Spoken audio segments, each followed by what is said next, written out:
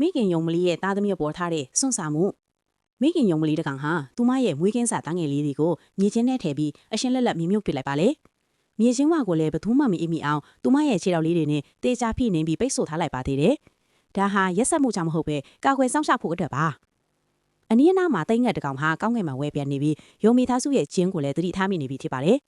တခြားရွေးချယ်စရာလမ်းမရှိတော့တဲ့အတွက်မိခင်ယုံမလဲဟာတားငယ်လေးတွေကိုမြေအောက်မှာဝှက်ထားခဲ့ပြီးတားရဲ့ဒရိတ်ဆန်ကိုအတိုင်းငယ်ဝေးရစီများခေါ်သွားဖို့အစွမ်းကုန်အပြေးလွှားထွက်ခွာခဲ့ပါတယ်။တိုင်းငက်ကလည်းသူ့ရဲ့ပြစ်မှတ်ကိုချင်းချင်းအမြင့်အရာလိုက်လံတိုက်ခိုက်ပါတော့တယ်။မျက်တောင်တစ်ခတ်အတွင်းမှာပဲတိုင်းငက်ရဲ့ထက်မြက်လာတဲ့ခြေသေးတွေဟာယုံမလေးရဲ့ဦးခေါင်းစီကိုတဲ့တဲ့အမှတ်မှထိုးဆိုင်ကျလာပါတယ်။အဲ့ဒီစက္ကန့်ပိုင်းအတွင်းမှာပဲမိခင်ယုံမလေးဟာလျှက်စီးလိုမြန်ဆန်တဲ့တုံ့ပြန်မှုနဲ့ငုံရှောင်းလိုက်ပြီးမှခန္ဓာကိုယ်ကိုလိန်ကခုန်ထွက်ပြေးခဲ့ပါတယ်။ဒါပေမဲ့တိုင်းငက်ကလည်းမလျှော့ပါဘူး။လေထဲမှာပဲလမ်းကြောင်းကိုချက်ချင်းပြင်ပြီးဒုတိယအကြိမ်ထပ်မံတိုက်ခိုက်ပြန်ပါတယ်။ဒါဟာယုံမလေးအတွက်တေချင်းတရားနဲ့အနီးကပ်ရင်းဆိုင်လိုက်လာတဲ့အချိန်ပါပဲ။မိခင်တယောက်ရဲ့ပြင်းပြတဲ့စိတ်ဓာတ်နဲ့သူမဟာနာကျင်မှုနဲ့ကြောက်ရွံ့မှုတွေကိုအန်တူပြီးလေထဲမှာပဲအံ့မခံလှိမ့်ရှောင်ကတိုင်းငက်ရဲ့ခြေသေးတွေကြားကနေလွတ်မြောက်ခဲ့ပြန်ပါတယ်။နောက်ဆုံးမှာတော့သူမဟာတိုင်းငက်ရဲ့မြင်ကွင်းကိုကွဲသွားစေမဲ့ခြုံပုတ်ထူထူတဲ့ကိုအပြေးလွှာဝင်ရောက်သွားခဲ့ပြီးလွတ်မြောက်သွားခဲ့ပါတယ်။